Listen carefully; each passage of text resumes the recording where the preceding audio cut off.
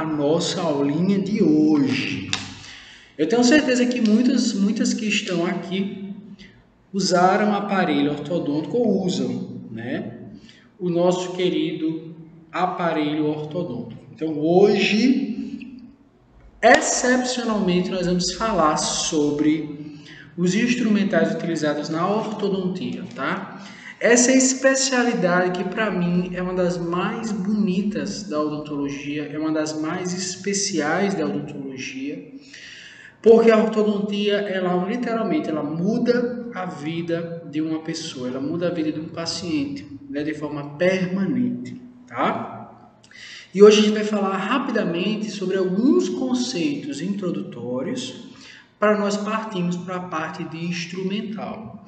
A ortodontia, como algumas de vocês aqui, só um minuto, peraí.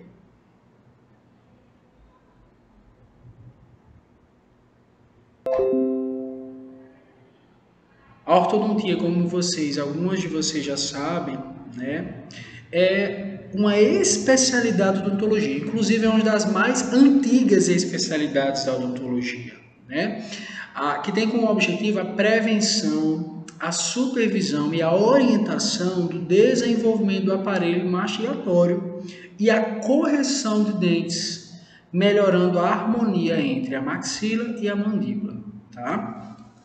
Então, a grosso modo, a ortodontia é a especialidade da odontologia, é a ciência que objetiva a manutenção, a orientação, a correção do crescimento e maturação, ou seja, desenvolvimento das estruturas dentofaciais, e está relacionada com estudo do crescimento crâniofacial, desenvolvimento da oclusão dentária, tratamento de anatomias dentofaciais, no caso chamadas maloclusões. Você vai encontrar maloclusão ou você também vai ler assim, ó. As duas formas estão corretas, maloclusão, ok? Então você vai ver alguns materiais com maloclusão, com adjetivo, né? Mas você também vai ver com uma palavra única, com um substantivo único. Maloclusão junto, tá certo? Busca o equilíbrio mastigatório, a estética do sorriso, a harmonia da face, entre outros, né? Então a gente na ortodontia não vai tratar somente o dente, a gente vai tratar estruturas que estão adjacentes aos dentes, né? Nós vamos tratar o complexo estomatognático como um todo, a gente vai tratar dos dentes, da parte muscular, da parte óssea, da relação desses dentes com a face, com a dimensão vertical, com outros parâmetros, tá, que vão culminar não apenas uma estética satisfatória, mas uma função satisfatória.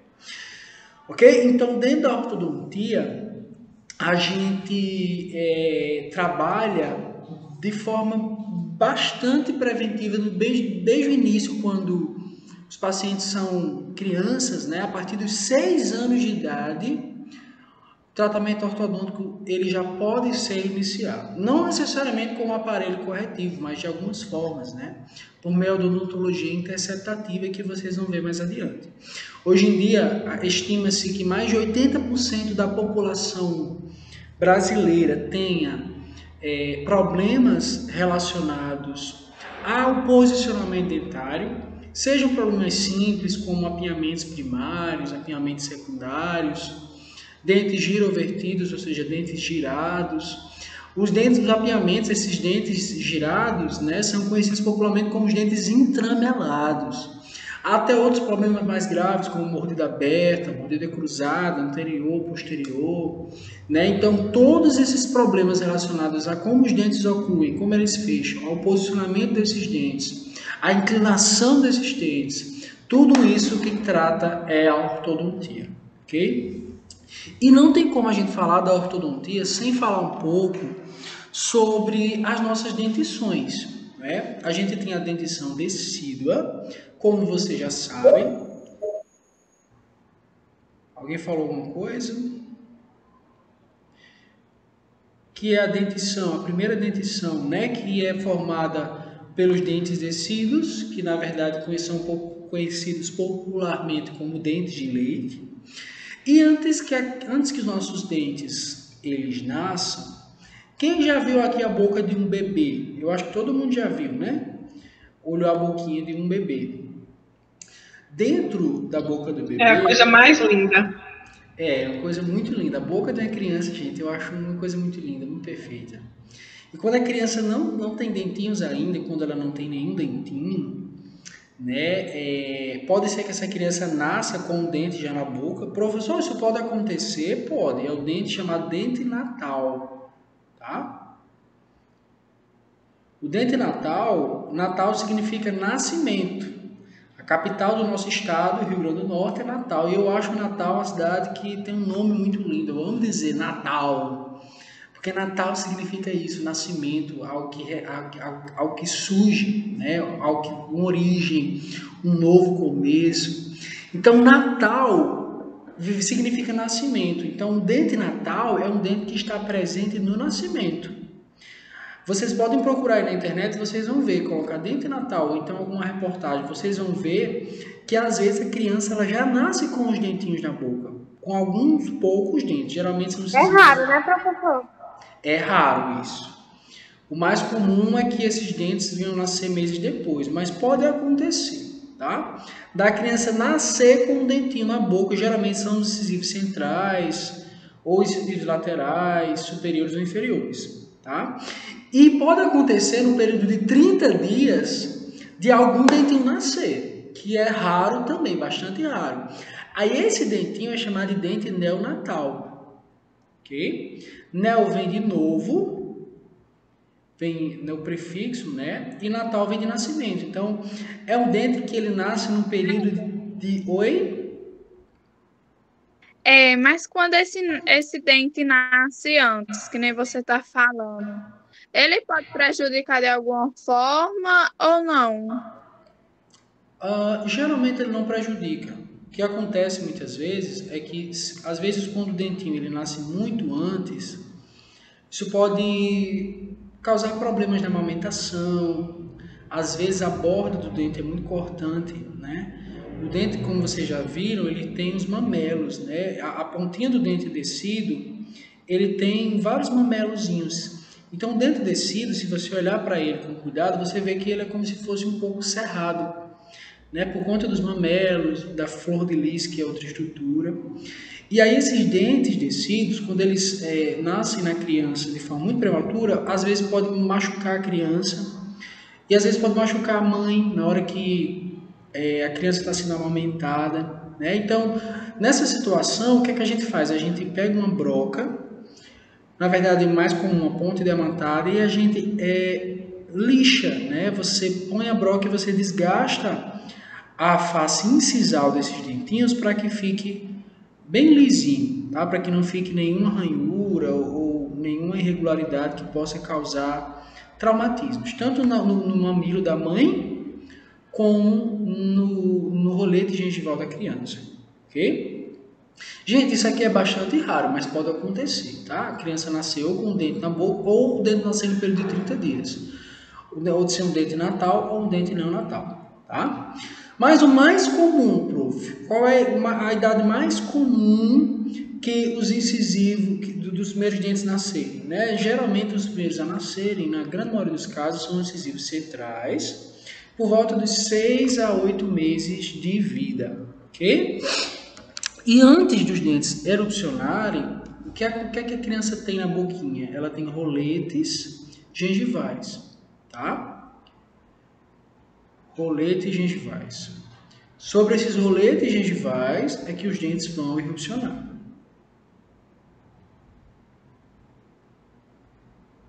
Ok, gente. Então, quando a criança não tem dentinho nenhum na boca, o que é que ela tem?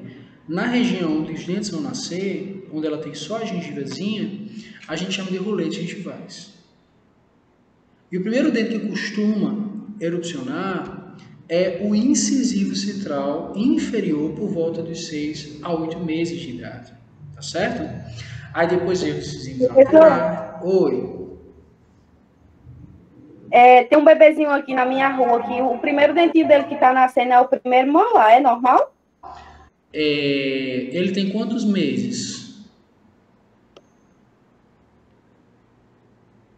Professor, repete que travou aqui, não ouvi não. Você sabe me dizer quantos meses ele tem?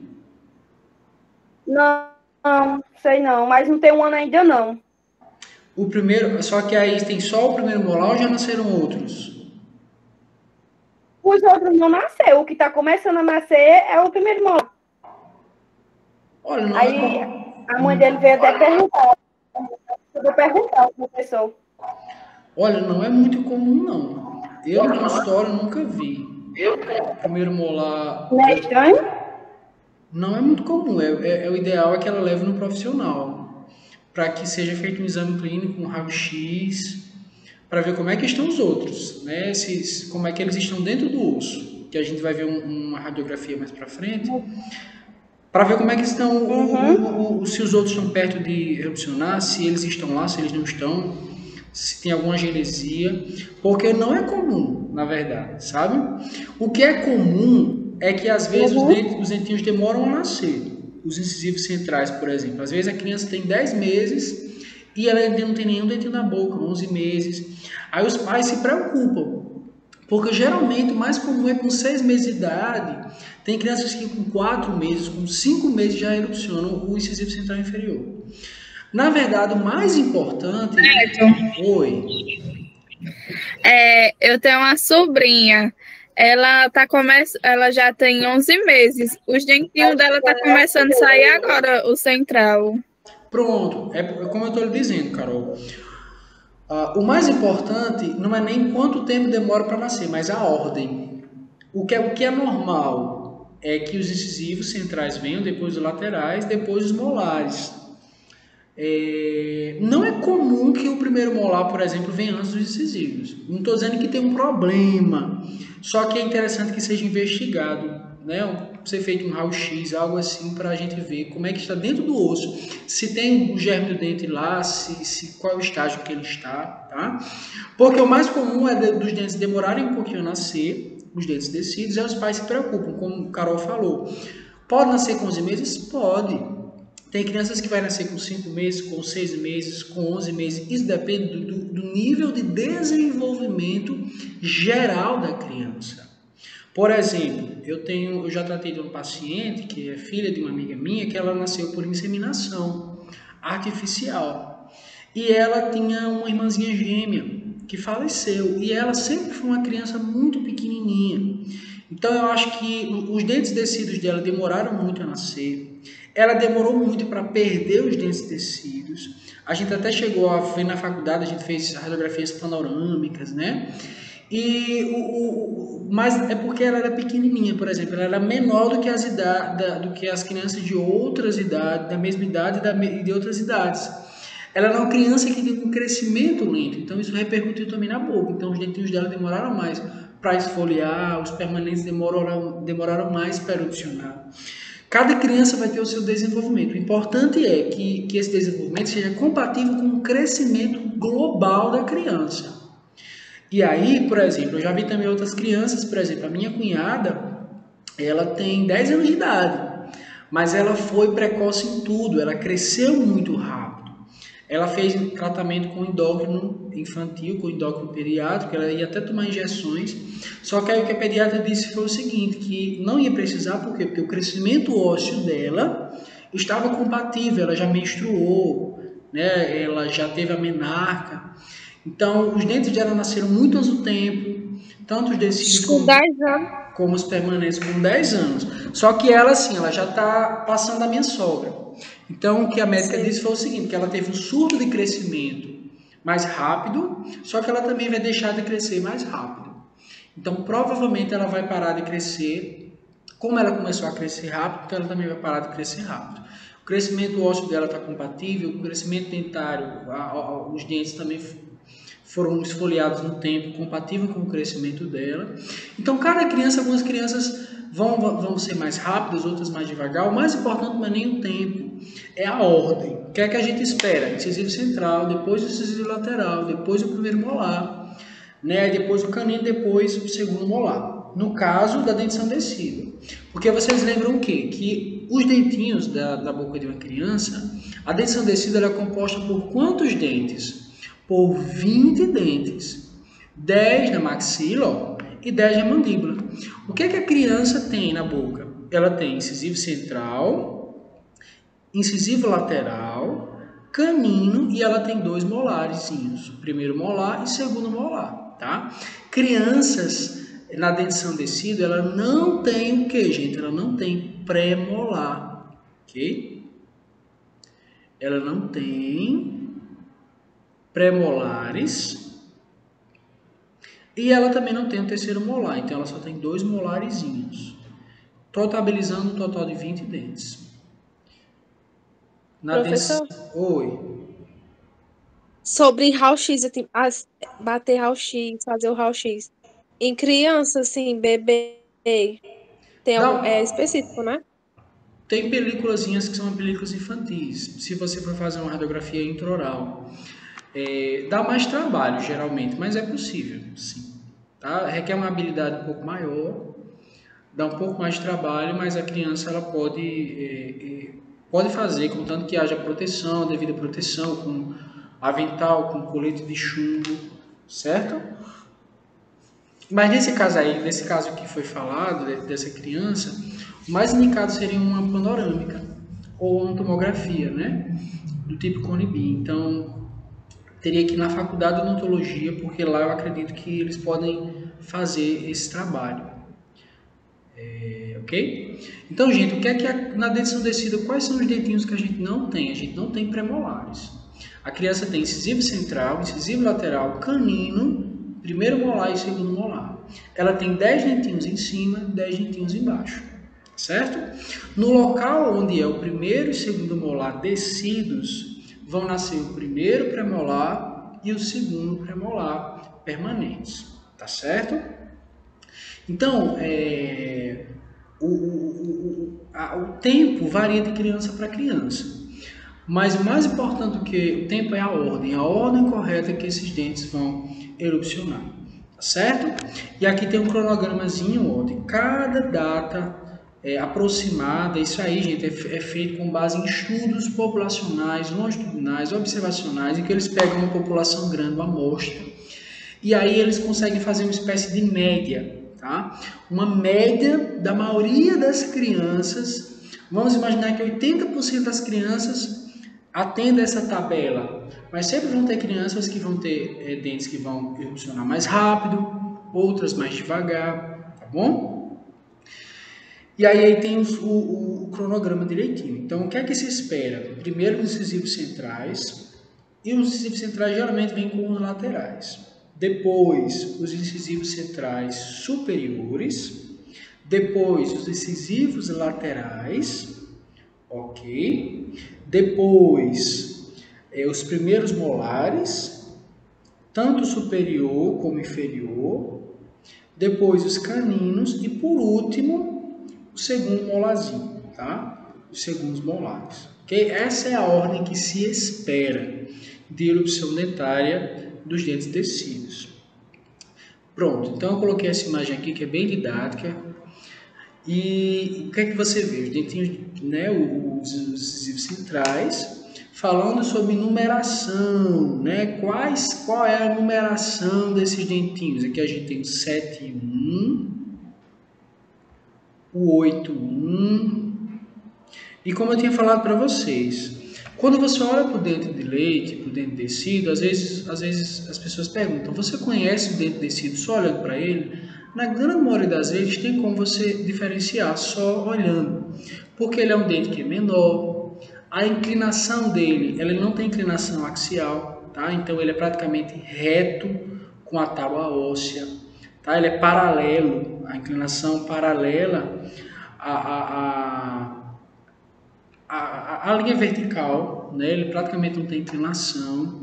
Ele geralmente é mais branquinho, por isso que é chamado de dente de leite, tá? E ele geralmente, além de ser menor, ele tem e ser mais branquinho do que o dente permanente, ele tem esses mamelozinhos, então a pontinha dele é como se fosse uma pontinha cerrada, tá? E tudo isso dá para diferenciar: a cor muito branquinho, o tamanho pequeno, a inclinação que ele não tem, tá? Ele é reto, digamos assim. Peraí, só um minuto.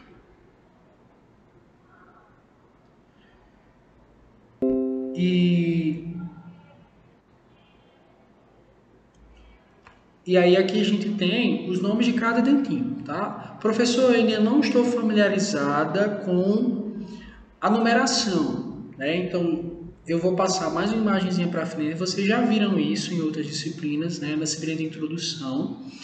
Mas, caso ainda não esteja tão didático assim, você precisa sentar e ver a numeração de dente, tá? É uma coisa que é muito cobrada, uma coisa que é muito importante, que vai ser o dia a dia de vocês.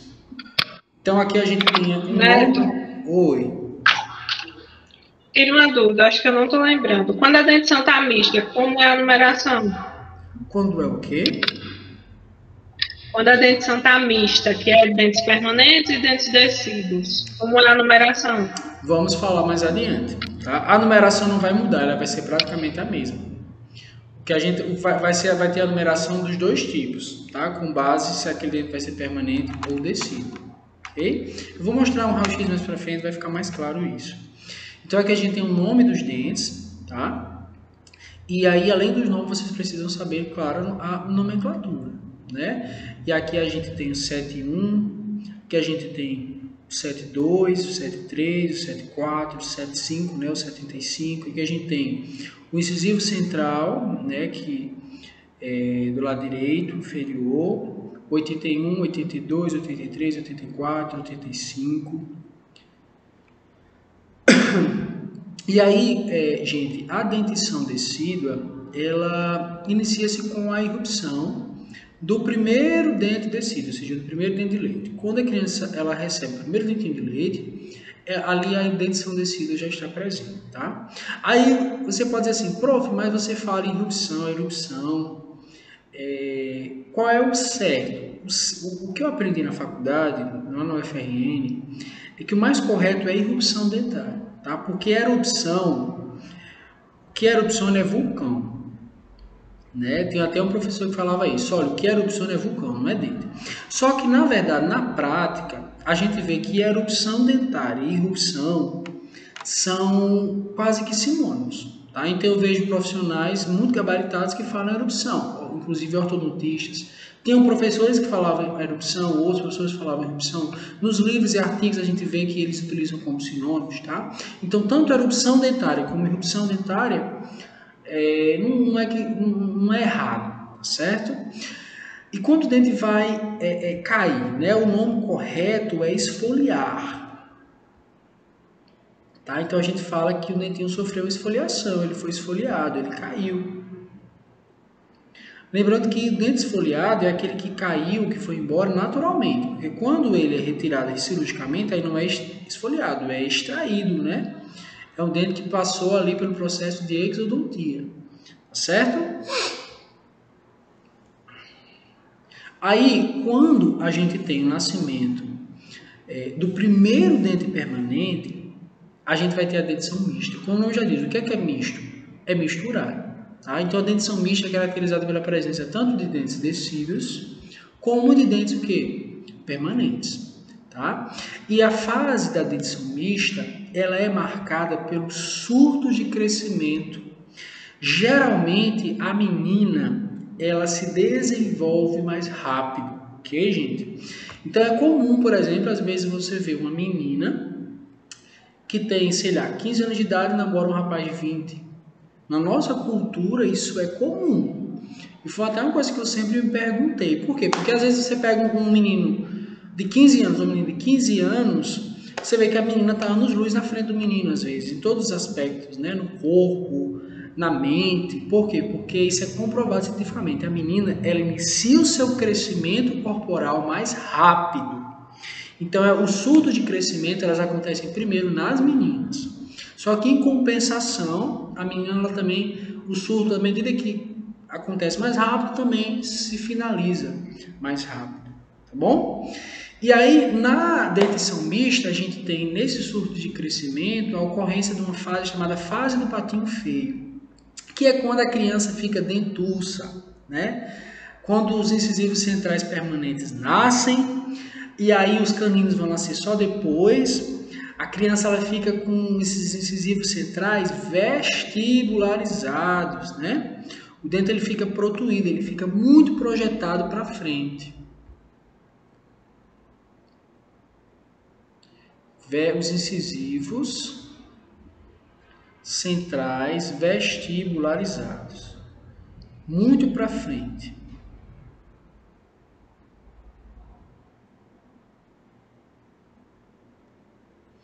Então, essa fase que a criança fica dentuça, ela fica com um dentão, né? Conhecida como fase do patinho feio.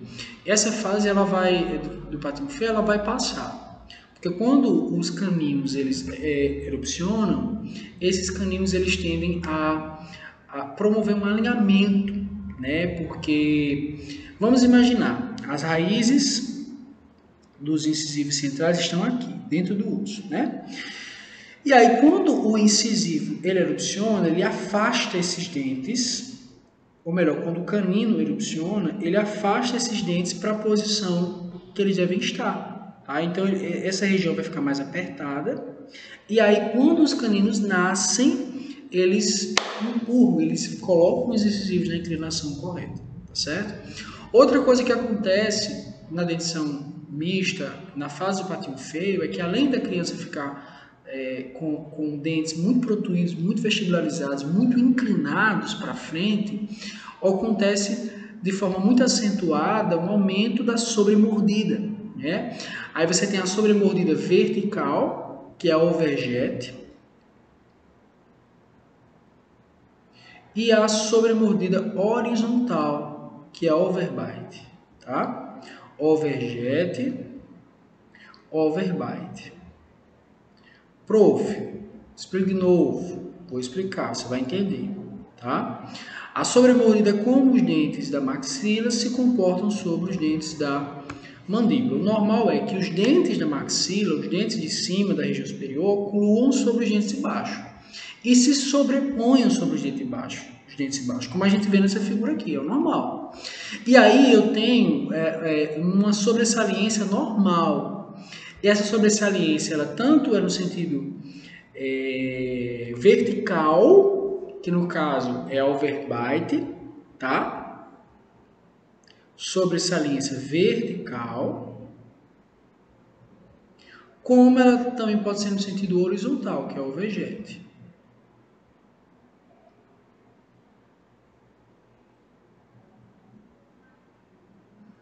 Ok? Então, na prática, como é que a gente vê isso? Por exemplo, essa criança aqui, vocês conseguem perceber que o incisivo central dela está muito acima, está cobrindo os incisivos centrais e laterais inferiores? Todo mundo consegue ver, gente?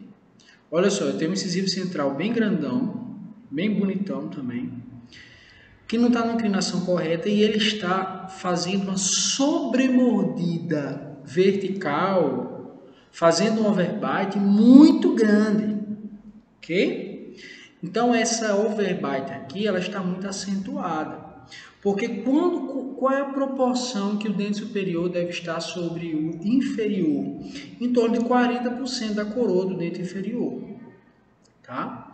Então vamos imaginar, o ideal era que esse incisivo central aqui estivesse mais ou menos por aqui, ó. Porque não é para ele cobrir completamente. O ideal é que ele oclua sobre o incisivo inferior e lateral e não cubra mais que 40% da coroa desse incisivo inferior. Tá? Aqui ele está cobrindo a coroa quase toda, então a gente tem um overbite aqui muito acentuada. Certo?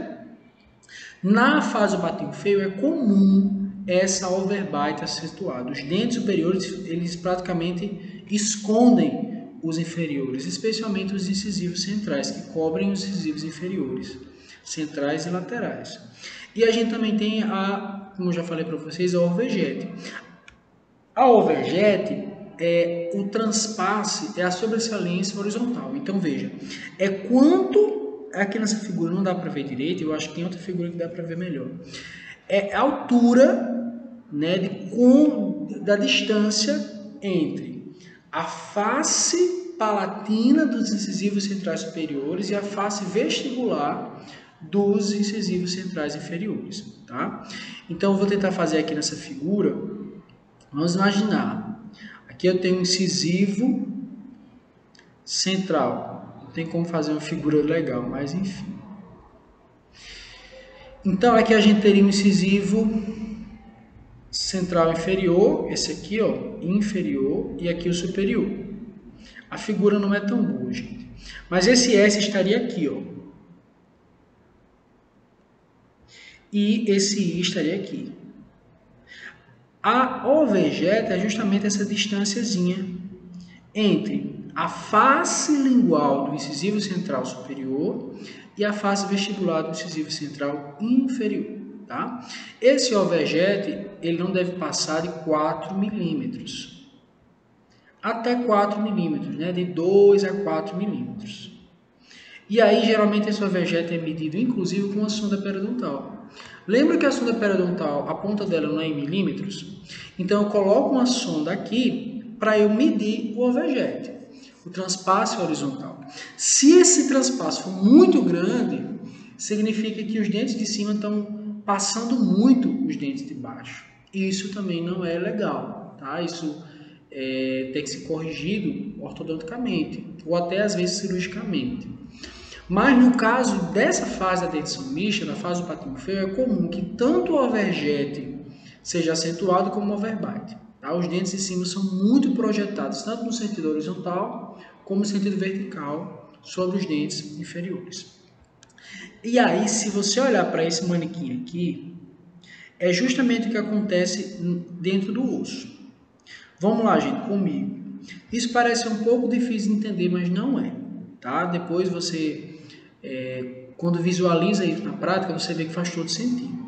Então, quando eu olho para esse manequim aqui, eu tenho esses dentinhos que estão em cima.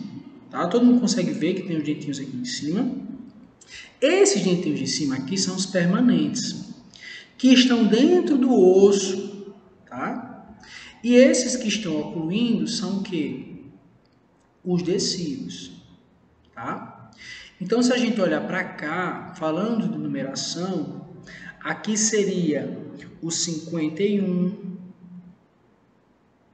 aqui seria o 52, aqui o 53, aqui o 54, aqui o 55. Quantos são os dentes decíduos na nossa boca, gente? Quantos dentes tem a dentição decídua?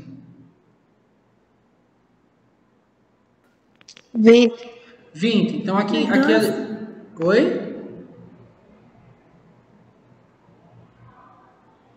Alguém ia falar alguma coisa? Então, aqui eu já tenho 5 dentinhos em cima. E aqui eu tenho 51, 52, 53, 54, 55. 5 dentes em cima. Aqui embaixo eu tenho 1, 2, 3, 4, 5. Aqui eu tenho o 81, o 82, o 83, o 84 e o 85 que aqui está. Tá? E do outro lado, eu tenho os outros. Aqui eu tenho quantos dentinhos que eu consigo contar aqui? Dentes decíduos. Desse lado do manequim, 10. Do outro lado tem mais 10. Tá certo? Então, olhando só desse lado, do lado direito, eu tenho que esses dentinhos aqui que eu numerei são os dentes decíduos. Sobre eles, em cima deles, eu tenho os germes e, posteriormente, as coroas dos dentes permanentes. Então, se você pensar assim, é muito simples, é só você pensar. Esses que estão ocluindo são os decíduos. Então, quem é que está dentro do osso que vai nascer já já? São os permanentes. Então, aqui a gente tem a coroa do 11. Aqui a gente tem a coroa do 12. Aqui a gente tem, bem lá em cima, a coroa do 13, do canino. O 13 é um dos últimos, o canino é um dos últimos a erupcionar. Aqui a gente tem qual, gente? O primeiro premolar, superior, 14, depois o segundo premolar. Agora vamos ver o seguinte. Quem é que vem depois do 55? Quem é que vem depois do dente 55? Eu tenho uma coroa aqui, não é? tanto na maxila como na mandíbula. Aqui embaixo, ó, vocês estão vendo aqui embaixo, não tem nenhum germe de dente, não tem nenhuma coroa. Depois do último dente descido, se for nesse caso aqui, depois de 55, depois... 16, professor? Oi? 16? É isso aí, parabéns, Andréia, parabéns. Depois de 55, que é o último dente descido, vai nascer o primeiro molar, tá? Então, existe um molar que eu chamo de molar dos 6 anos. O primeiro molar que nasce é um molar geralmente inferior e ele irrupciona por volta dos 6 anos de idade, tá certo? Então, às vezes a criança, o pai diz assim, olha assim, diz, mas esse dente é de leite, às vezes não é de leite. Com 7 anos, 6 anos, geralmente a criança já tem um molar na boca, o primeiro molar, que geralmente é o inferior e depois o superior. Se essa criança fica com a cárie nesse primeiro molar inferior, ela pode ter uma perda precoce. Tá? E é muito comum, os dentes permanentes que mais são perdidos são justamente os molares inferiores e superiores. Por quê? Porque nasce cedo, por volta dos 6 anos de idade. E aí, muitas vezes o pai, às vezes é relaxado, a mãe não tem cuidado, pensa que é de leite, acha que vai cair, mas mesmo que vai cair, não é porque vai cair que a gente não tem que cuidar, gente. Por quê? Porque um dentinho que cai antes do tempo atrasa a erupção da permanente. Então a gente tem que fazer de tudo para deixar o dente no espaço, naquele espaço. Por quê? O que acontece quando eu tenho uma perda precoce de um dente? O permanente que está dentro do osso, aqui, ó, no caso 14, esse 14 ele ia vir depois de 10 anos de idade. Então, se eu perco de forma muito prematura esse 54, esse 14 ele vai demorar mais para evolucionar, certo? Então, a gente tem que manter ao máximo os nossos dentinhos descidos na boca. Não apenas porque ele vai manter o espaço para o permanente, mas a criança ela tem que, desde cedo, desenvolver hábitos saudáveis de higienização. Então, se ela não cuida do dente descido, ela não vai cuidar do dente de leite. Só digo isso. Agora, se a criança ela aprendeu a cuidar dos dentinhos descidos, ela vai cuidar dos dentes permanentes. Tá bom? Então, isso desde cedo, essa cultura tem que ser introduzida. Neto. Oi. Tem uma menina que eu conheço, que ela teve um problema no primeiro premolar. O dente ficou ruim, preto. A gente fiz na prática. Desde que não podia mais, deu doente. Aí foi para o dentista disse que não podia arrancar, extrair, porque ia comprometer a dentição dela. Aí ela ficou com o dente doendo, e extrair, e o dentista não extraiu, dizendo isso. Entendi, mas você sabe me dizer se ela tinha quantos anos? Uns 12, eu acho. Entendi. Então ela tinha um premolar, isso é porque ficou cortando um pouco, aí eu não consegui escutar direito. Isso, o premolar, eu não lembro se era o primeiro ou era o segundo, eu acho que era o primeiro, se não me engano. Aí pode ser. Não, fala, continue, é porque às vezes fica cortando. Aí, de extração, porque não tinha mais. Era o permanente. Aí não ia extrair, porque se extraísse, mesmo ele nesse estado, ia comprometer a dentição dela. Entendi. Olha, tem que analisar. Eu não sei em que sentido a dentista falou isso, né? Porque com essa idade, geralmente, o primeiro premolar, tanto o primeiro como o segundo, já era opcionário, né? Talvez o que ela quisesse falar fosse que se ela removesse aquele dente, ia haver um espaço e pode ser que os vizinhos tomassem o espaço, né? E ela ficasse com algum problema relacionado à oclusão, talvez.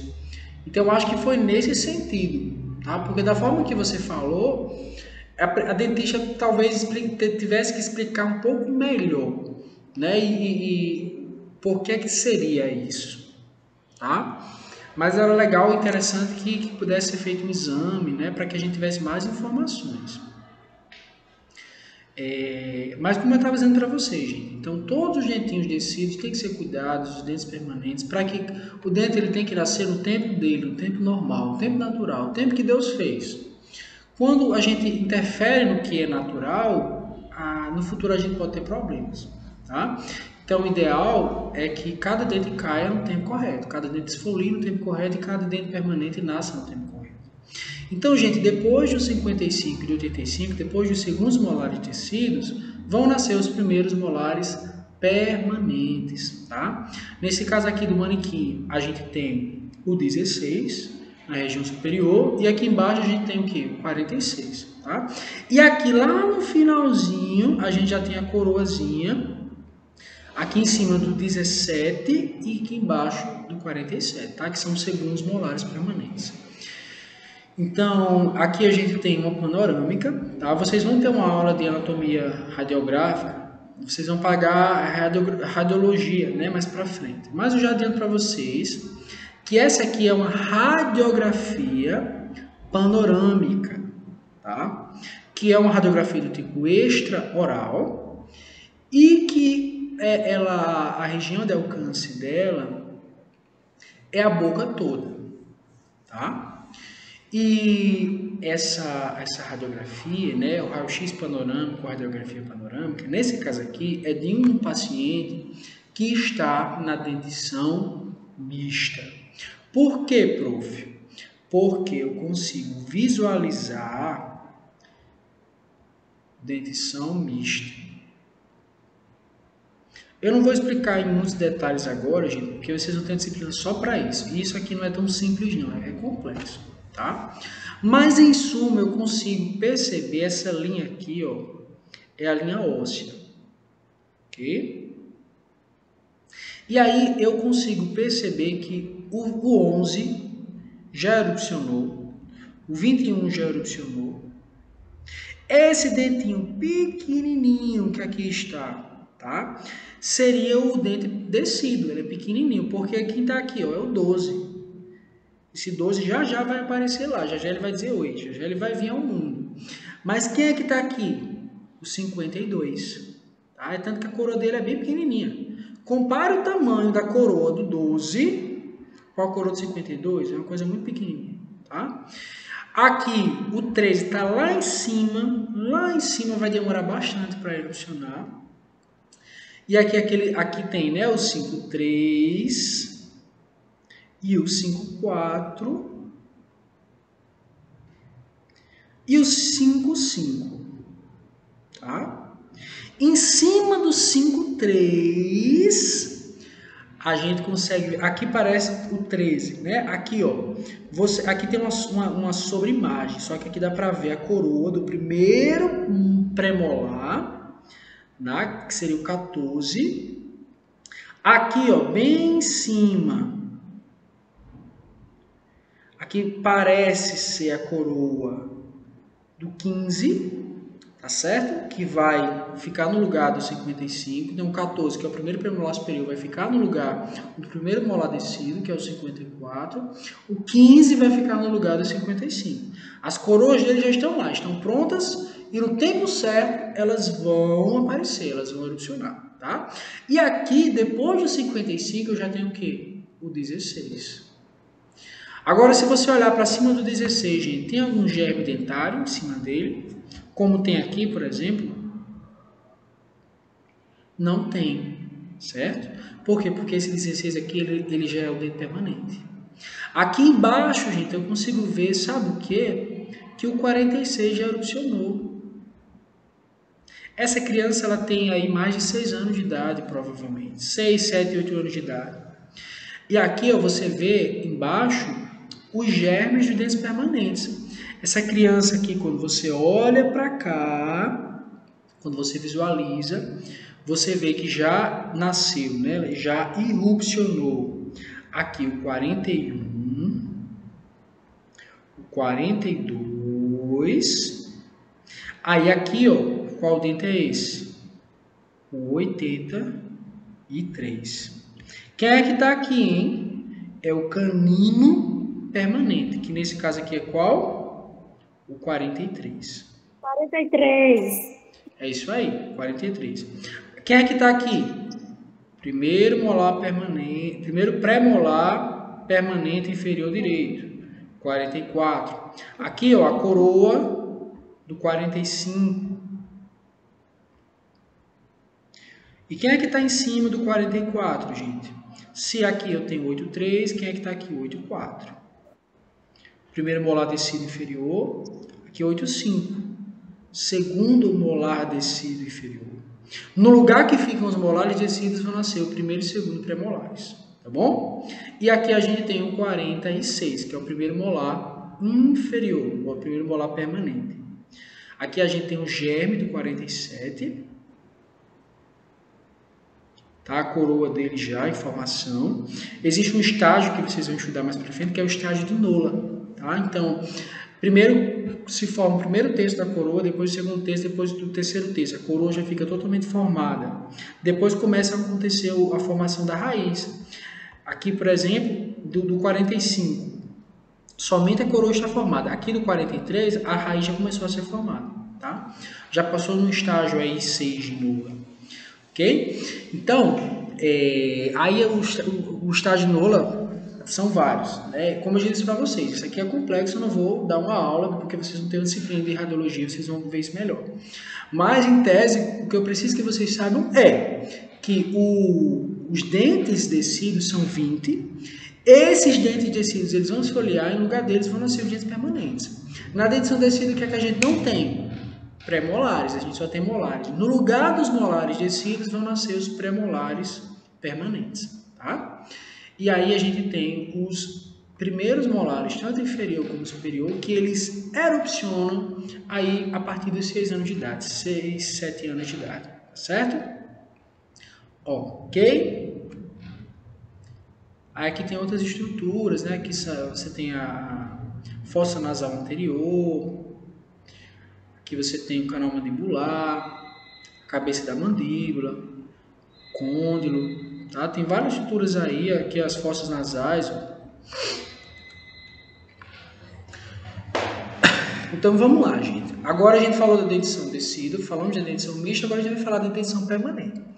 A dentição permanente ela acontece quando o último dente descido é esfoliado, tá? Quando a gente perde todos os dentes descidos e tem só dente permanente, aí já é dentição permanente, ok? Já o final da dentição mista, não tem mais nenhum dentinho de leite. Aí você diz, professor, pode acontecer de você passar o resto da sua vida com um dente de leite, com um dente descido? Pode, isso pode acontecer, tá? Por alguns motivos. Mas o mais comum é que que isso não aconteça, certo? E aqui a gente tem a cronologia da dentição permanente. Os primeiros dentes permanentes que geralmente erupcionam são os dentes incisivos centrais inferiores e os primeiros molares inferiores e superiores. Gente, então por volta dos 6, 7 anos a criança vai perder os incisivos centrais inferiores descidos e vão nascer os incisivos centrais permanentes.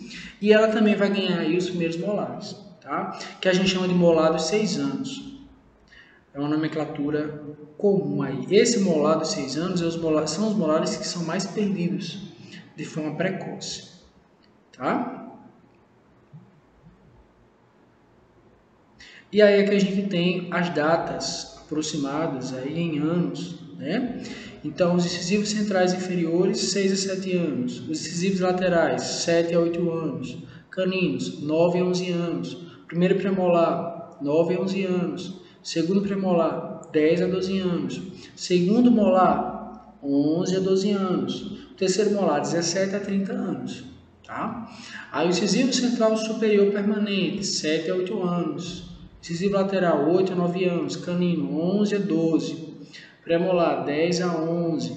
Segundo premolar, 10 a 12. Segundo molar, 12 a 13. Terceiro molar, 17 a 13 anos. Tá? Isso é a média estimada. Como eu já falei para vocês, isso pode mudar de caso para caso.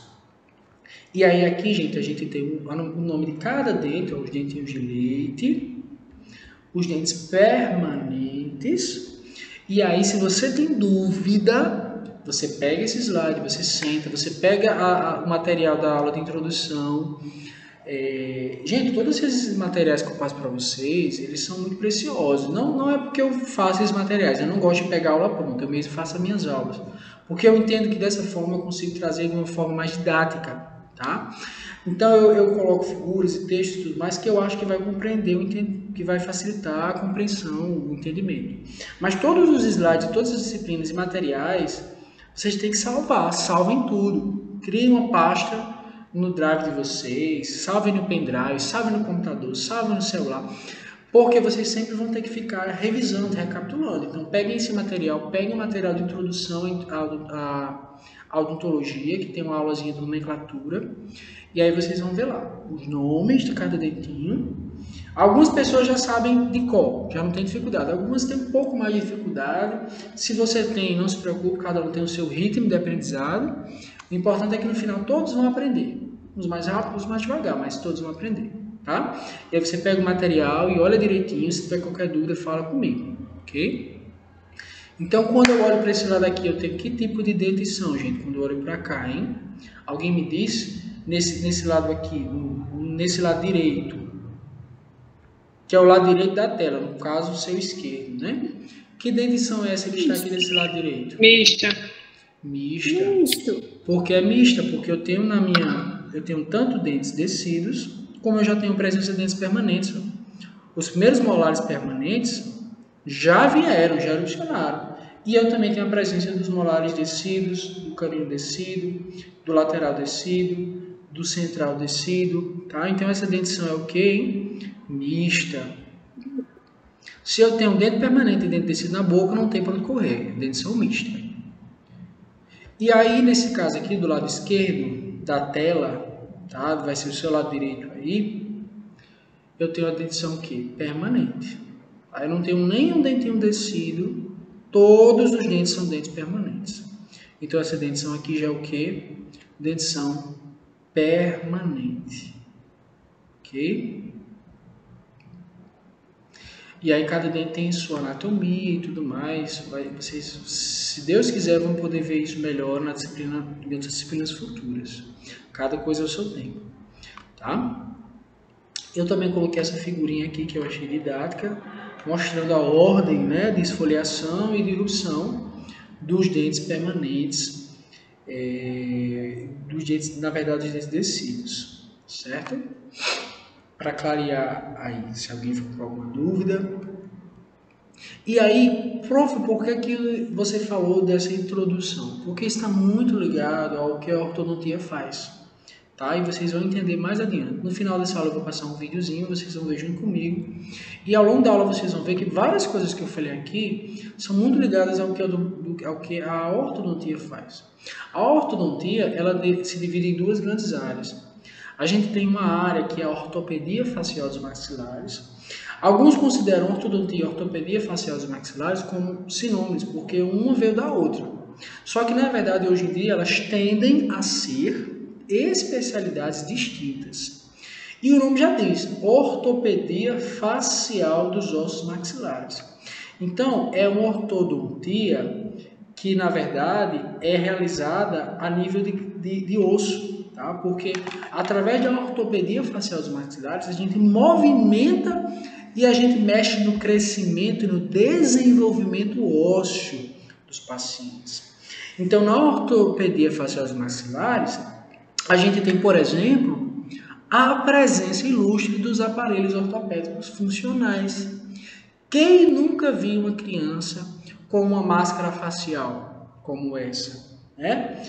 O nome correto, máscara facial. Conhecido popularmente como o quê?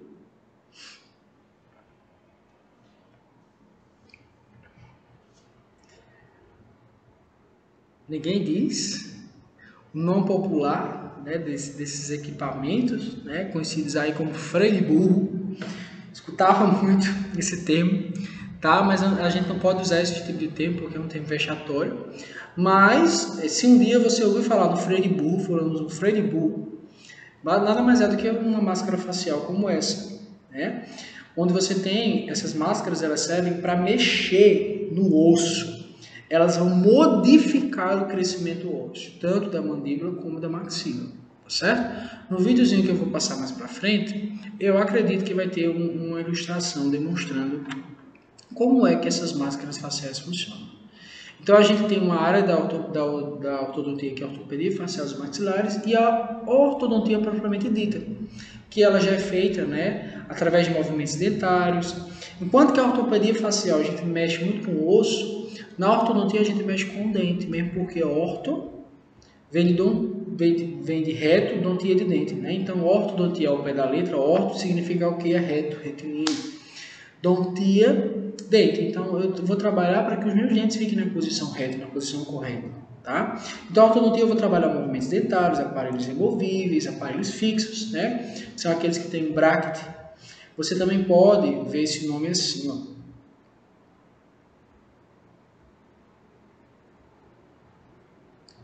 Eu acho que é assim, bracket.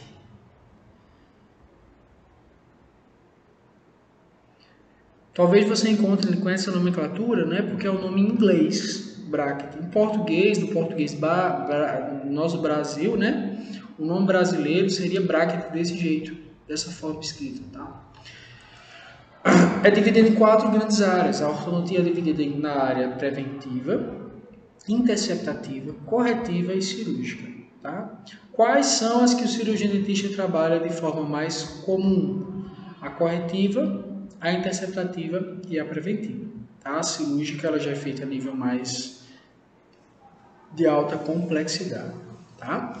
Então, na ortodontia, né, a gente trabalha com esses movimentos dentários, a gente tem todo esse movimento, a gente tem tanto aparelhos fixos como aparelhos removíveis. E aí, em se tratando de níveis de abordagem, né, a ortodontia preventiva é aquela odontologia, aquela ortodontia mais geral, mais global, tá? Então, ela visa preservar a integridade da evolução normal da oclusão, evitando-se a instalação de determinadas maloclusões. Pode ser má oclusão ou maloclusão, tá? Nenhum jeito é errado, os dois jeitos estão certos. Então, ela envolve aconselhamento familiar, remoção de biofilme, educação odontológica, educação de saúde, correta restauração de tecidos caso seja necessário, aplicação tópica de flúor, eliminação de hábitos parafuncionais, de hábitos deletérios, né, que são aqueles hábitos danosos. Me cite um hábito deletério muito comum em crianças, aí alguém pode me dizer?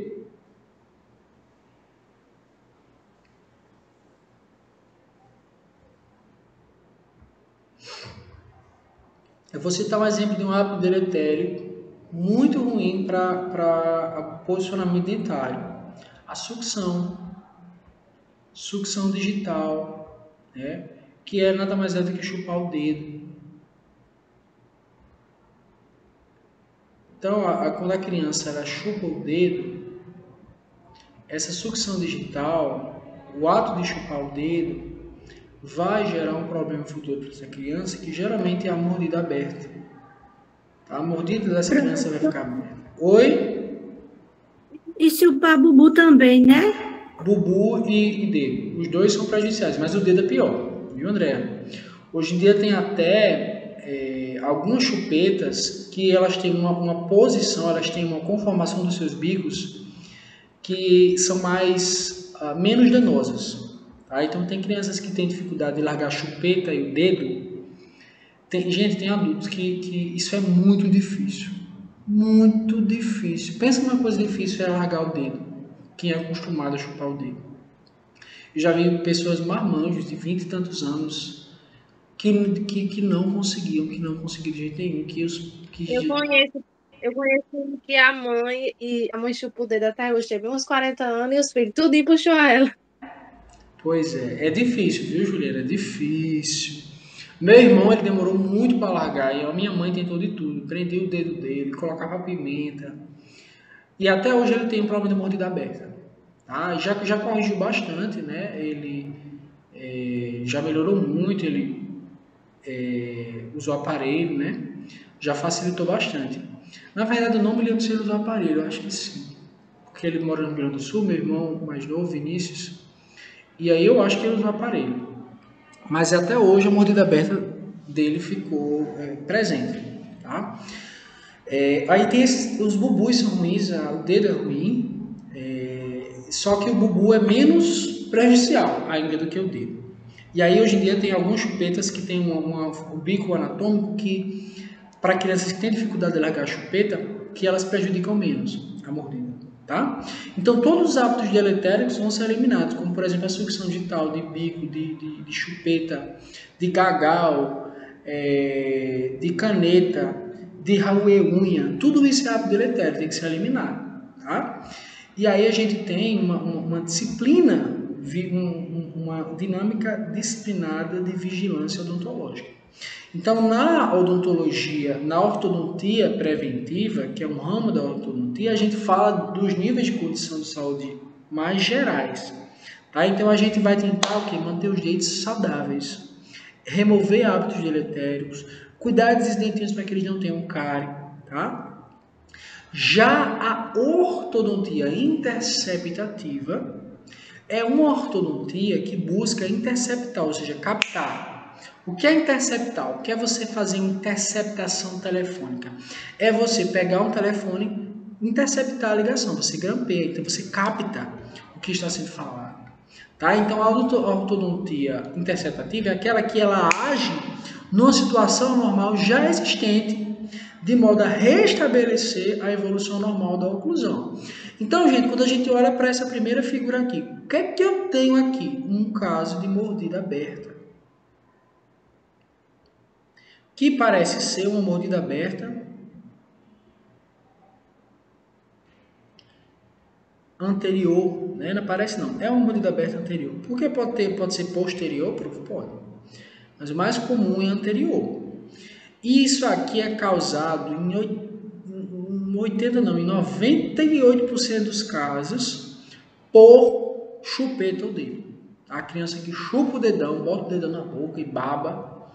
E aí, nesses casos, essa criança, se ela não abandonar, se ela não deixar esse hábito, ela vai ter mordida aberta, né? E aí vai gerar outros problemas como apneia, né? Ronco.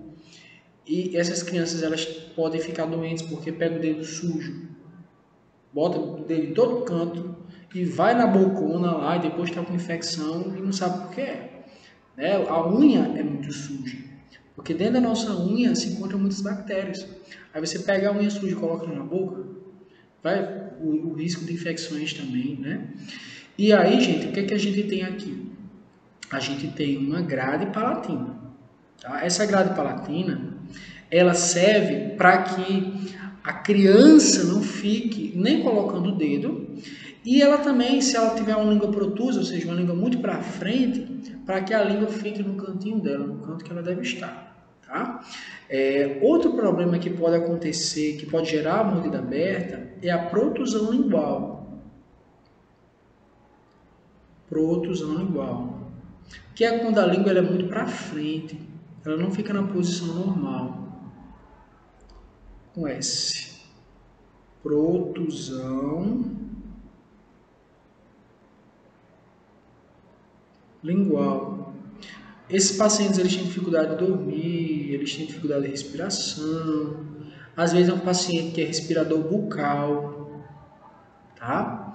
É um paciente que respira pela boca, sendo que o ideal é você respirar pelo nariz. E aí esse paciente, ele pode desenvolver. Professor? Oi. É engraçado que os dentistas sabem, né? Porque eu fui fazer uma avaliação para colocar o aparelho.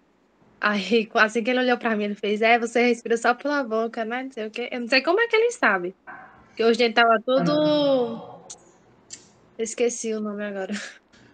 Tipo girado, sei lá. Numa posição não normal, né? Podem estar vestibularizados, protusos, muito inclinados.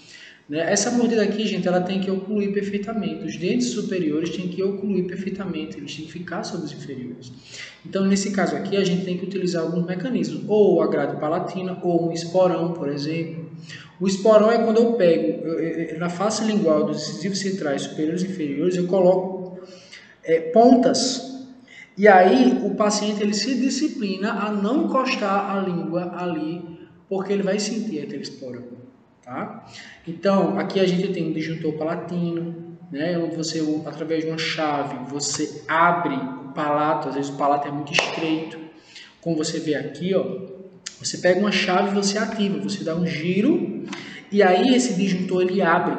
Então, às vezes o palato do paciente é muito estreito, então ele vai abrir por meio desse aparelho. E quando ele abre, ele vai aumentar o espaço dos dentes. Os dentes vão erupcionar, vão ter mais espaço e vai ter várias melhoras significativas, tá? Aqui a gente tem um mantenedor de espaço. Por quê? Porque esse pacientezinho aqui, ele perdeu de forma prematura. Quando você olha para cá, não dá para ver direito. Aqui é o 34, né?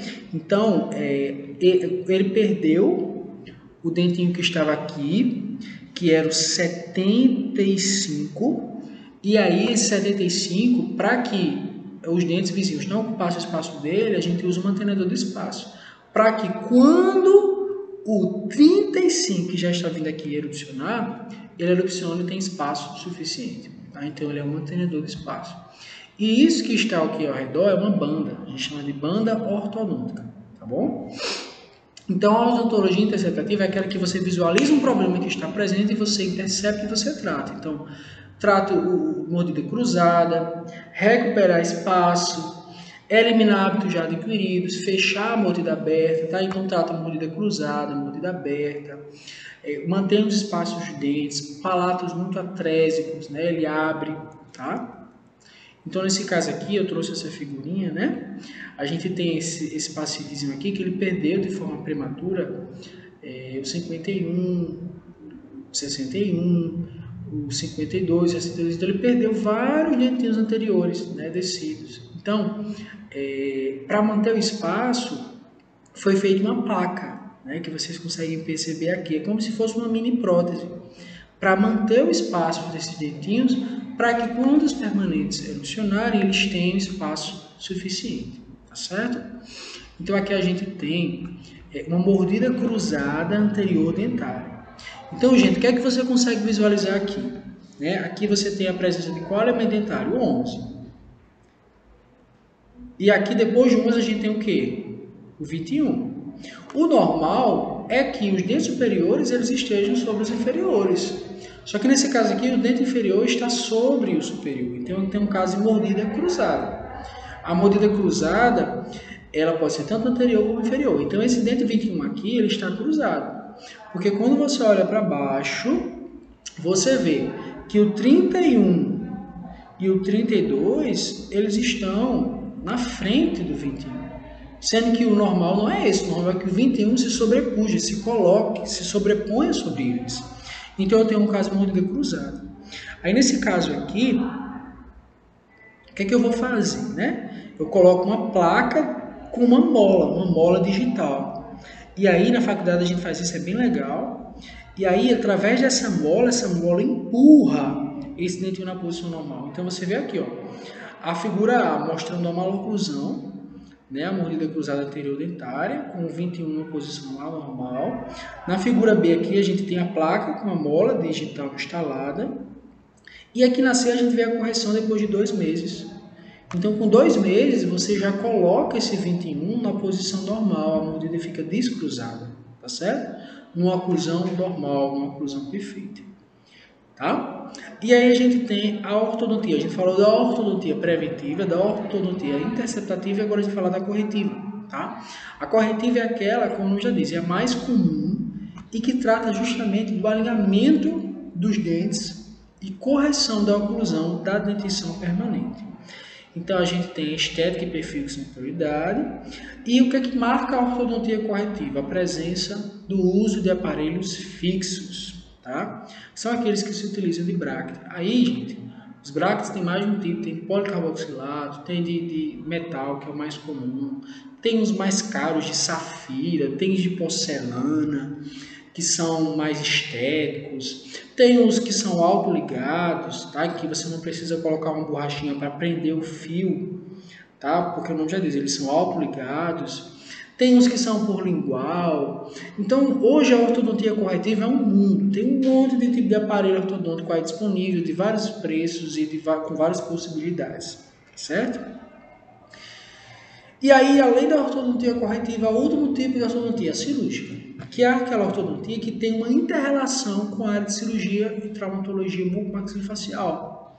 É onde eu vou me utilizar de procedimentos cirúrgicos para ganhar aí, facilitar aí o movimento, a instalação correta dos dentes. Então a gente tem, por exemplo, a cirurgia ortognática, colocação de mini implantes ou qualquer outras estruturas ancoradas em ossos. Então essa ortodontia cirúrgica ela não é feita somente com a presença do ortodontista. Eu tenho a presença de outro profissional, que é o cirurgião bucomaxilo, que vai fazer um planejamento conjunto com o ortodontista para que esse procedimento seja feito. Tem alguns casos de pacientes que vão envolver tanto cirurgia ortognática como aparelho. Geralmente o paciente que vai fazer a ortognática, ele começa com o aparelho corretivo para depois ir para a ortognática, tá bom? E aí a gente tem mini implantes e tudo aquilo que tem envolvimento ósseo. Agora a gente vai, já que foi a introdução, né? A introdução é mais importante às vezes do que a parte instrumental. Então eu falei da introdução, agora a gente vai falar da parte instrumental e por último eu vou passar um vídeo para vocês e a gente vai discutir esse vídeo juntos. Então aqui a gente tem aqui instrumentais utilizados na ortodontia interceptativa e corretiva. Então a gente tem o porta-agulha de Mathieu, que vocês vão lembrar dele, né? Porque a gente já falou dele, talvez, eu acho que foi na cirurgia, na área de cirurgia. Ele auxilia na colocação e retirada dos fios ortodônticos, tá? Existem fios que são utilizados para colocar no aparelho, fios para vários aparelhos ortodônticos fixos e móveis se utilizam de fios ortodônticos. Tá? Então, para manusear esses fios, a gente pode utilizar, por exemplo, o porta-agulha de Mathieu. Tá? Então, a gente utiliza ele para colocação e retirada de fios, de borrachas, de amarrilhos, conjugados ou individuais no aparelho ortodôntico. E utilizado também em cirurgias para fixar a agulha e realizar a sutura. Tá? A ponta dele tem uma ponta bastante prendente, então ele prende bem tudo aquilo que você segurar. Pode ser um fio, pode ser uma agulha de sutura, colocador de elásticos, né? E alguns desses eu acho que vocês já tenham visto aí no ortodontista de vocês. É o aparelhozinho que é utilizado justamente para colocar o elástico no bracket, tá? Então ele tem um formatozinho do bracket, um formatozinho quadradinho do bracket, então ele se adapta perfeitamente e tem uma pontazinha, né, que é afilada para auxiliar e acomodar esse elástico ali, tá bom? Misericórdia. A gente tem um dobrador Sputnik, ou um instrumental que também é conhecido como dobra-fio ou dobrador de amarrilho, né? É um instrumental utilizado para realizar dobras em fios. Suas pontas são bem adaptáveis, né? Podendo ser utilizadas em várias aplicações na prática ortodôntica. A pinça para brackets, o nome já diz, né? Uma pinça. Na odontologia a gente tem várias pinças, né? As pinças da cirurgia, como a pinça Addison, tem a pinça clínica, tá? Tem as pinças da dentística, como a pinça Muller, por exemplo. E a gente tem essa pinça para bracket, que é uma pinça que o nome já diz, é para segurar o bracket. Ela tem uma ponta quadrada que favorece justamente e auxilia de forma muito contundente no momento da colagem do bracket. Esse bracket é colado, geralmente com um material resinoso, específico para aquele fim, que é fotopolimerizado, tá? Semelhante a uma restauração de resina composta. Então, em algumas pinças, também possuem um posicionador do outro lado, como a gente vê aqui, ó, que ajuda a posicionar o bracket e remover excessos de resinas. Tem até uma medição em milímetros para saber se a posição está correta e tudo mais, tá bom? Aqui a gente tem uma pinça para tubos, que é utilizada para levar os tubos ortodônticos até os dentes. A ponta dela é bem afiladinha. Aqui a gente tem o calcador de bandas, né? A banda ela é metálica, então a banda ela abraça o dente está aqui, né? Um molazão bem bonitão. E aí a banda quando você pega uma espécie de anel metálico que abraça esse dente, que geralmente é o molar, né? E para colocar essa banda, para calçar essa banda, eu utilizo um calcador de bandas, tá? É utilizado para inserir e fixar as bandas e adaptar os molares e premolares durante a cimentação das mesmas. Elas são colocadas lá, elas são cimentadas, ficam lá fixas. E aí a gente tem tanto esses de plástico, como esses aqui que parece até uma alavanca, né? Parece um extrator. Só que a ponta ativa dela é igual a que está aqui, ó. Ela auxilia, é um tipo de calcador de banda, só que tem um formato, né? Uma empunhadura diferente. Aqui a gente tem a chave para ativação. Ela é utilizada para ajuste e ativação de aparelhos móveis, disjuntores e aparelhos expansores. Lembra que eu falei para vocês da figura que eu mostrei lá? Um disjuntor palatino, né? Você vai lá e você ativa, você abre aquele disjuntor, quando você gira essa chave uma vez, você anda um pouquinho, depois você anda mais um pouquinho, tá? Isso é feito de forma gradual. Uma semana dá uma volta, depois outra. Os pacientes, muitas vezes são eles mesmos que fazem isso, porque eles são orientados pelo ortodontista. Uma hora os brackets vão ter que sair, eles vão durar a vida toda, né? Então, para isso, a gente tem um alicate removedor de bracket.